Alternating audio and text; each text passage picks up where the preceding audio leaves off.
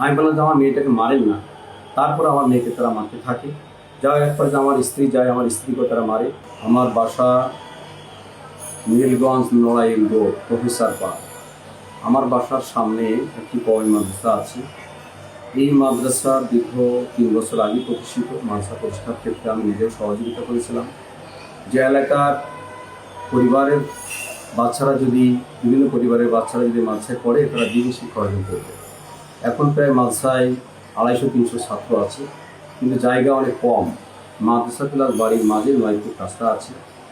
এই রাস্তায় অধিকাংশ সময় গার্ডিয়ানরা থাকে, বাচ্চারা থাকে। গতকাল সন্ধ্যার দিকে আমার মেয়ে এটা নিয়ে তাদের সাথে একটু কথা বলার পরে বাকবিতণ্ড হয় এবং আমার মেয়েকে তারা মারে। এরপরে আমার মেয়ে সেখানে যখন আমার স্ত্রীও ছিল, আসলে স্বামী বিনা, সেও সেখানে নিবৃত্ত হয়েছিল।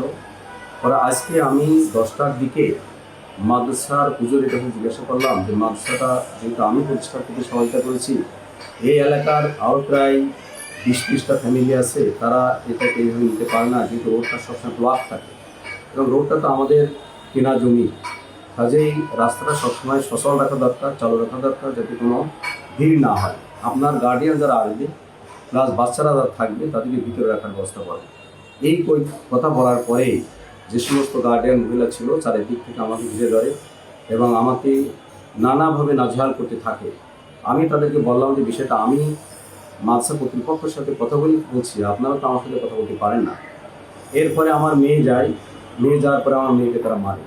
আমি তখন বললাম যে আমার মেয়েটা অসুস্থ, সে সাইকিয়াট্রিকের রোগী দীর্ঘ 20 সাল থেকে, এবং সে 20 সাল থেকে প্যানক্রিয়াসের রোগে আক্রান্ত। সাইকিয়াট্রিক রোগী হওয়ার কারণে ঢাকা, খুলনা, যশোর এবং ইন্ডিয়াতে আমরা দেখিয়েছি। প্যানক্রিয়াস ড্যামেজ হওয়ার কারণে আমি তাকে হায়দ্রাবাদ পর্যন্ত নিয়েছি। প্রতি মাসে 1-2 বার তাকে হাসপাতালে ভর্তি করানো লাগে পেটে ব্যথার কারণে। এ পর্যন্ত প্রায় 25 থেকে 30 বার সে হাসপাতালে ভর্তি হয়েছে এবং 3-4 বার তাকে আইসিইউতে রাখতে হয়েছে প্যানক্রিয়াস ড্যামেজ হওয়ার কারণে। আমি বললাম যে আমার মেয়েটাকে মারেন না। তারপর আমার মেয়েকে তারা মারতে থাকে। যাওয়ার একবার যে আমার স্ত্রী যায়, আমার স্ত্রীকে তারা মারে। তখন আমি এক পর্যায়ে সেখান থেকে আমার মেয়ে এবং স্ত্রীকে সেভ করে আমি আমার বাসার ভিতরে চলে আসি। এরপরে তারা এলাকার যারা উচ্ছৃঙ্খল যুবক তাদেরকে খবর দিয়ে এসে আমার বাসা ভাঙচুর করেছে, আমার গেট ভাঙচুর করেছে, বাসার বিভিন্ন গ্লাস ভাঙচুর করেছে, অকথ্য ভাষায় তারা গালিগালাজ করেছে।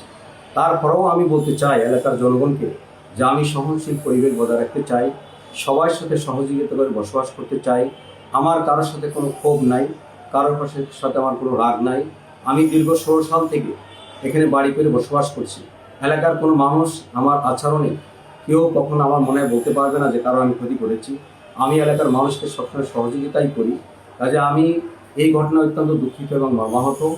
আমি আবারও জনগণকে বলছি যে আমি যদি কোনো ভুল করে থাকি তার জন্য আমি ক্ষমা প্রার্থী, কিন্তু একটি ছোট্ট ঘটনাকে কেন্দ্র করে এইভাবে এলাকার পরিবেশটা নষ্ট করা এটা মনে আপনাদের জন্য ঠিক হবে না। আপনারা শান্ত হন।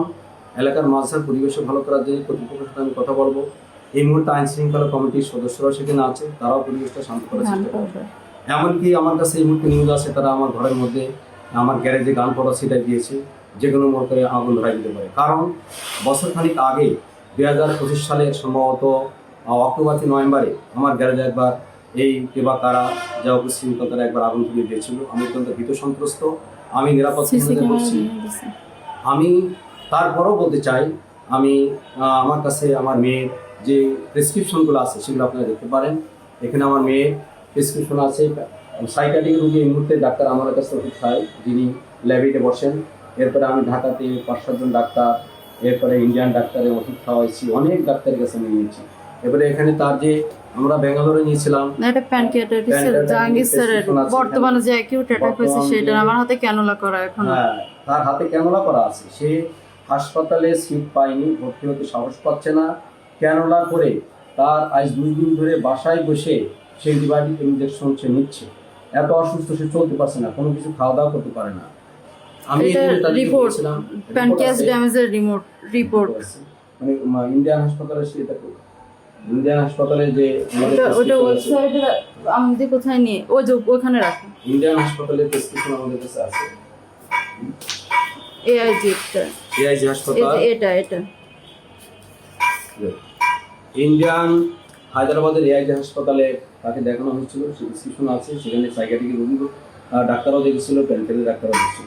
বলেছে আমি প্যানক্রিয়াস বারবার ড্যামেজ। বলছি যে আমার মেয়েটা অসুস্থ, তাকে মারলে সে মারাই যেতে পারে, তারপরেও চারিদিকে ঘিরে তাকে বিভিন্নভাবে চর ঘিরে তারা মারছে। হাতের আঙ্গুল ভেঙে দিছে। তার একটা আঙ্গুল ভেঙে গেছে। আমি যদি আমাদের ঘটনায় কেউ আহত হয় তার জন্য আমি দুঃখ প্রকাশ করছি, আমার ঘটনায় যদি কেউ দুঃখ পান তার জন্য আমি মর্মাহত। আমি সবার কাছে ক্ষমা প্রার্থী। আমি চাই পরিবেশটা সুন্দর হোক, ভালো হোক, আমরা সহনশীলভাবে সবাই একটি ব্যবস্থা করতে পারি।